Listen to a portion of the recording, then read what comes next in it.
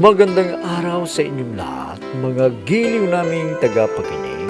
Muli po mga kaibigan, narito na po ang pagpapatuloy at ikatlong yugto ng lihim kasaysayan na ipinadala ni Bonnie dito sa ating dulang Love and Memories.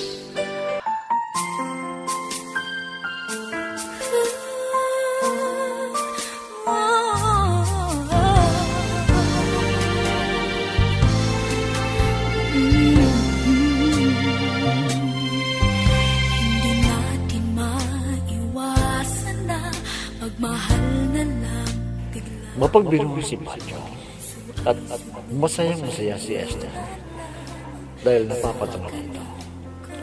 Malamas ko siya, kaya inisip ko na sa bayan namin ako maghanap ng trabaho.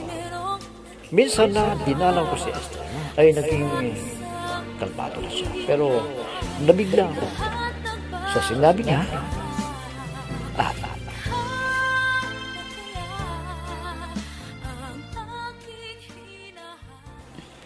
Esther, kanina pa akong naghihintay. Ano ba yung importanteng sasabihin mo sa akin? Bonnie, ang sabi mo sa akin ay mag-iipon ka pa bago mo ako pakasalan. Pero ang tagal ko nang naghihintay, kaya...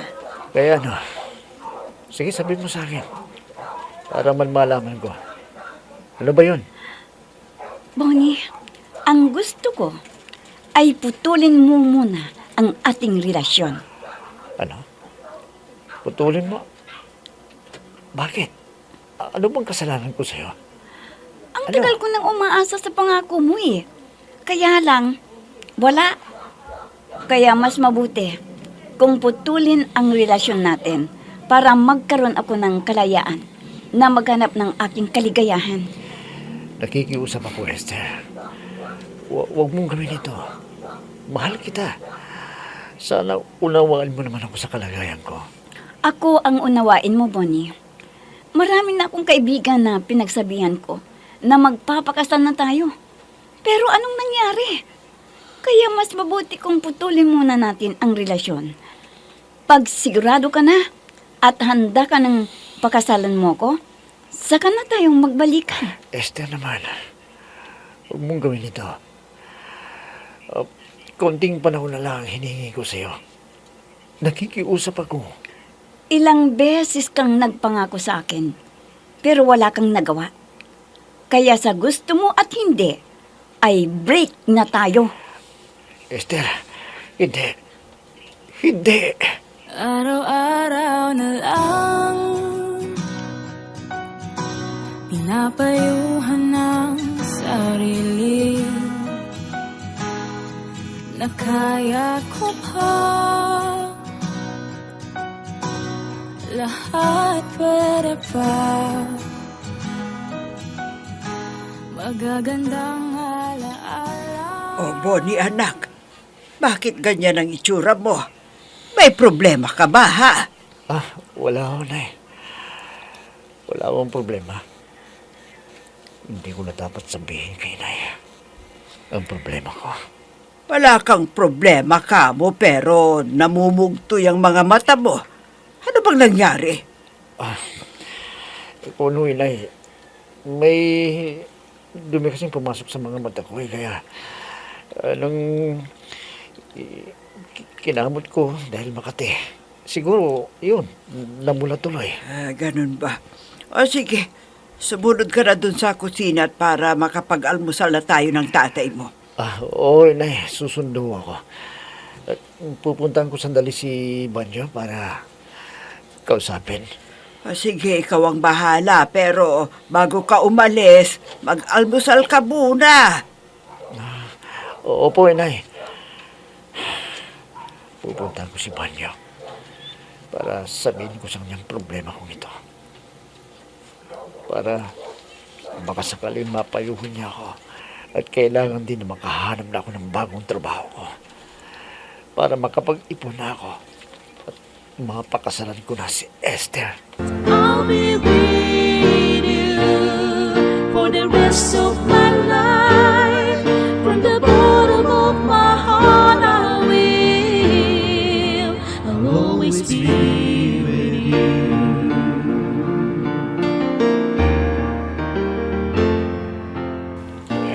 Loleng, saan bang lakad ni Bonnie? Sinasama ba ng kanyang kaibigan?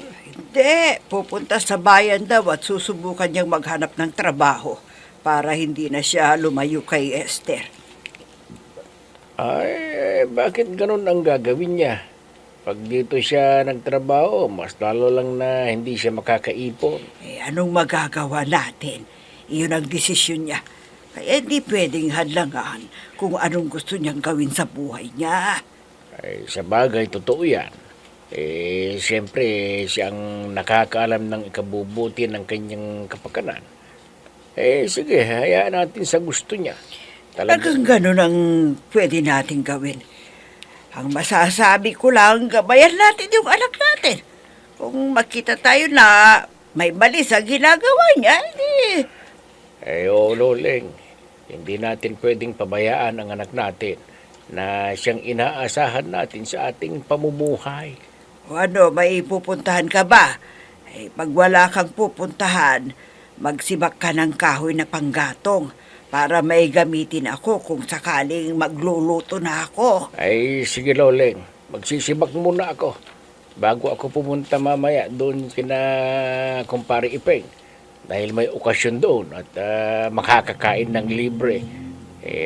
Masarap ang mga putahe na ihahanda. Minsan ng isang simpleng ngiti ay mayroong dala, isang tapat na hangarin at pangakong dakila.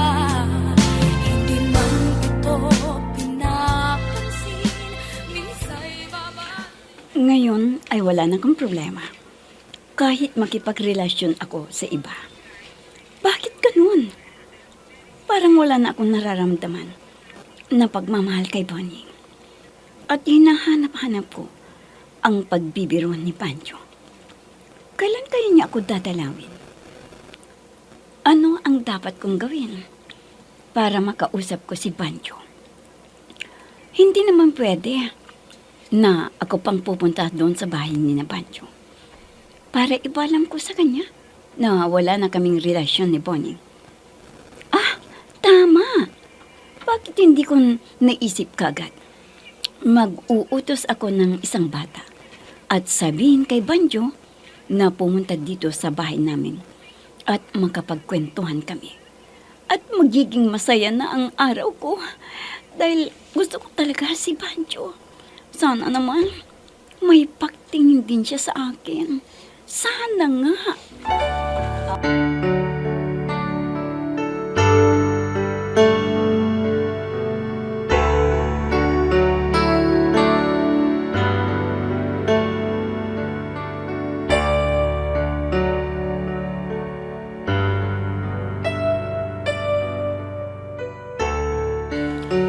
Ano ka mo pare? Nakipagkalas na sa'yo si Esther? Bakit? May nagawa ka bang kasalanan sa kanya? Wala naman, pare. Kaya lang, hindi ko kasi natupad yung pangako ko sa kanya na magpapakasal na kami.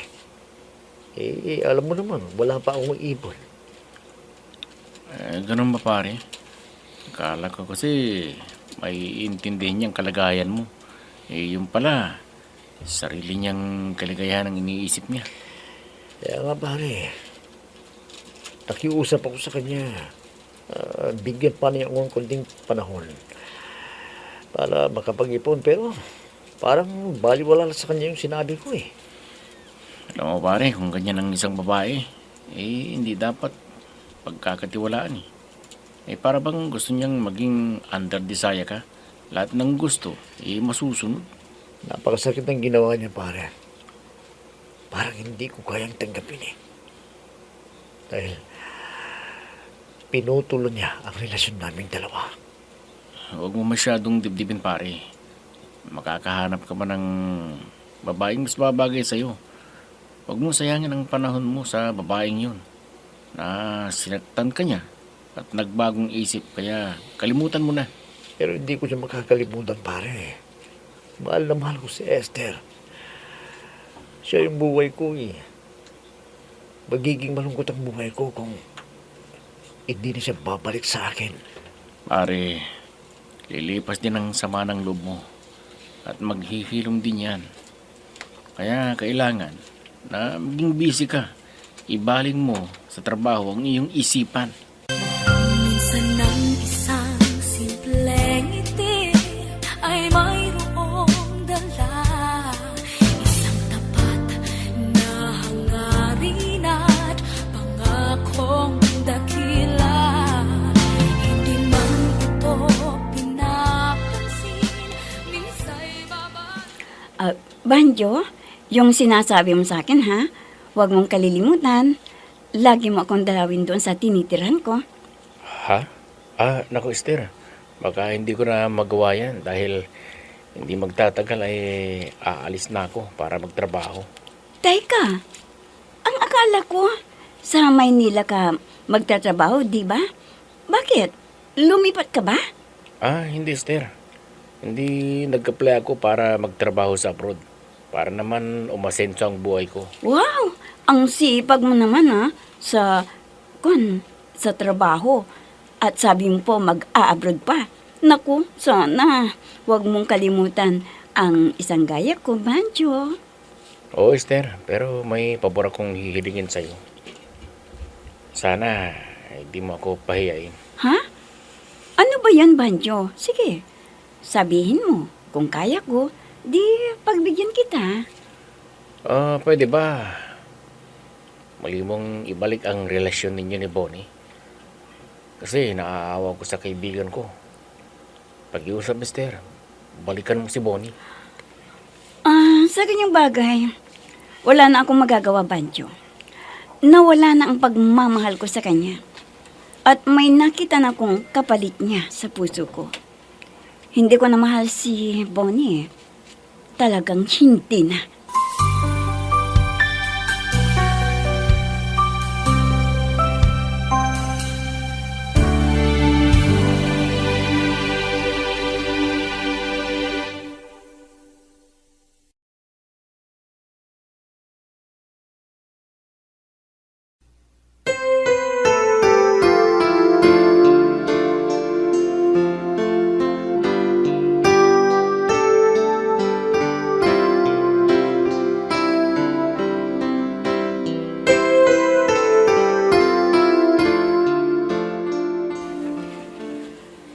Ay, nako. Alam mo ba, Pidong, may napansin ako kay Bonnie nang umuwi kahapon. Ano ba ang sinasabi mo, Loleng? May ikinikilos na iba? Ganun ba? Hindi naman. Kaya lang, nahalata ko na may mabigat siyang problema dahil maluha-luha nang kausap ko siya. Tinanong ko kung anong nangyari. Pero ang sabi niya, wala naman. Siguro nag-iisip pa siya kung dapat din nating malaman. Baka ayaw niya na magkaproblema tayo. At saka may kaibigan siya na pagsasabihan.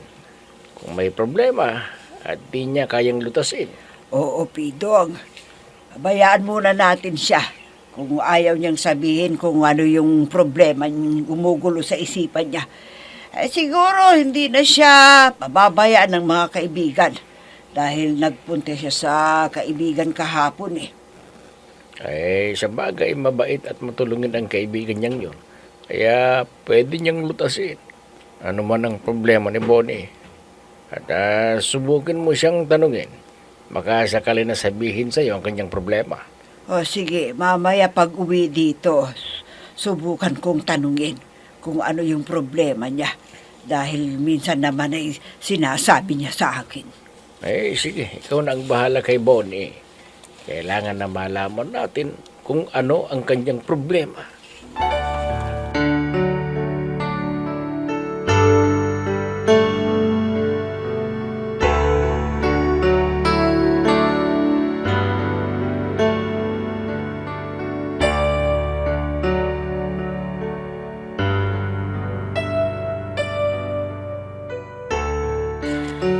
Mabuti. At tapos na rin ang problema ko dito sa bahay.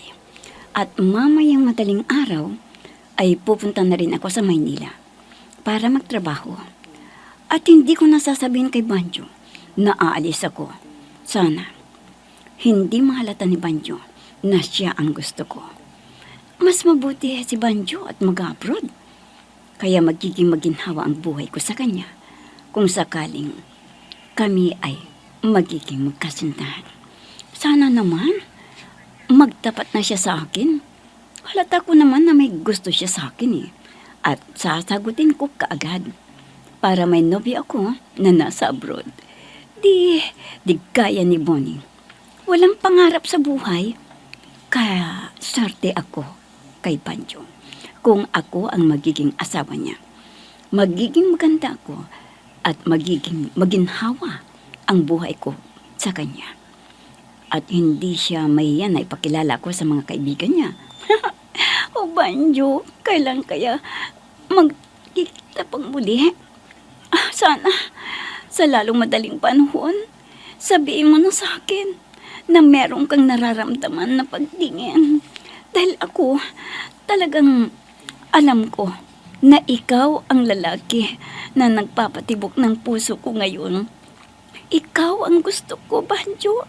Sana dumalaw ka ngayon sa akin. Sana nga.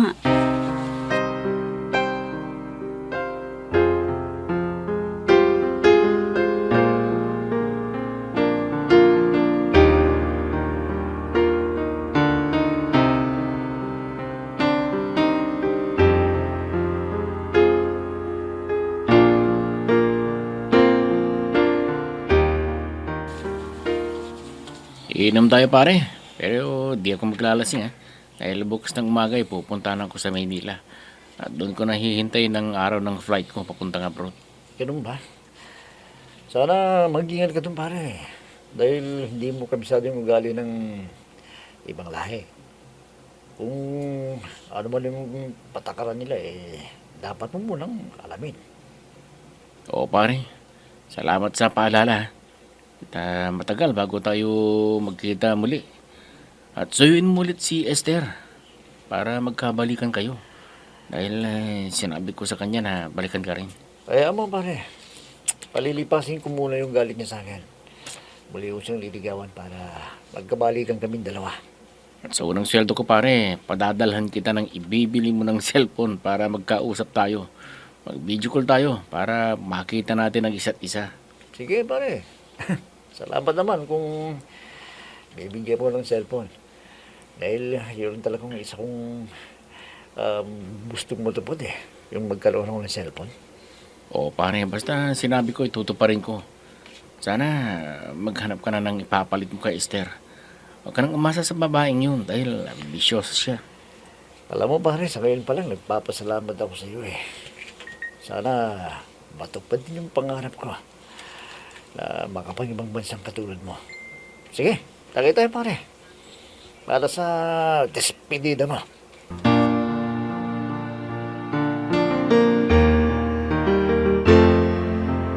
I'm so blessed I have you, 'cause you gave the world to me.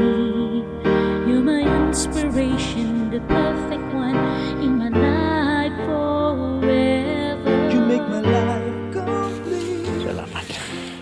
At natanggap ako sa isang opisina bilang information clerk. Mas mabuti na yun. May trabaho ko ngayon. Sa magtatambay ako. Baka hindi na ako tanggapin ni Esther. Teka, ano ba ito? Gulat na ako. Siguradong mura siguro yung pagkain nila dito. Order muna ako. Medyo kapos itong pera ko Ano yung waitress? Papalapit sa akin. Sir, ano po ba ang order ninyo? Masarap ang luto nila dito. Ellen? Ikaw pala. Dito ka pala nagtatrabaho? Oo, Bonnie. Nagtsatsaga ako dito para makapag-ipon ako. Ang mabuti pa ay mag-order ka na para makapagkwentuhan tayo habang kumakain ka. Teka, ano bang gusto mong orderin? May adobo kami o kaya igado. Dami pala. Meron ding mechado, oo.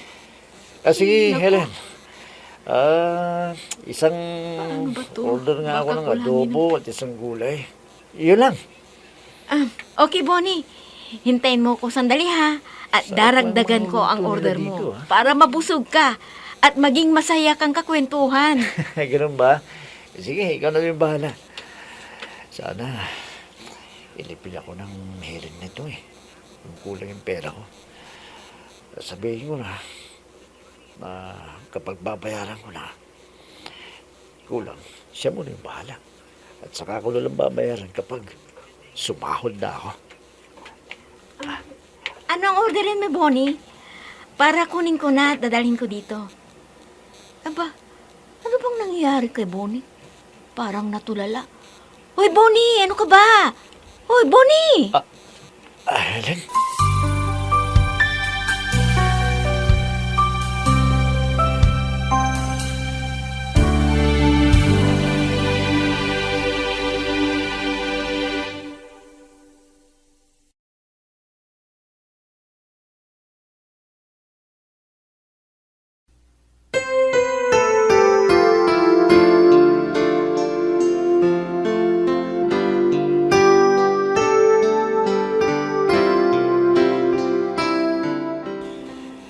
Ano kaya ang magiging papel ni Helen sa buhay ni Bonnie? Mga kaibigan, huwag ninyong kaligtang subaybayan ang pagpapatuloy at ika-apat na yugto ng lihim kasaysayan na ipinadala ni Bonnie dito sa ating dula. Love and Memories. Mga nagbibigay buhay sa ating dula ay sina Mayra Abrihal Narnola, Susan Malikdem, Robert de Guzman, Yehuda Ismael, Eva Alcoriza, Jun Cabato, Ami Diaz, at si Oscar Ora. Technical supervision at musika ni Oscar Ora. Nilapatan ng tunog ni Robert de Guzman. Mula sa panulat at direksyon ni Ami Diaz. Love and Memories. Inihahandog sa inyo ng F3 Recording Studio para sa Pambansang Radyo ng Pilipinas, Bombo Radio, Philippines.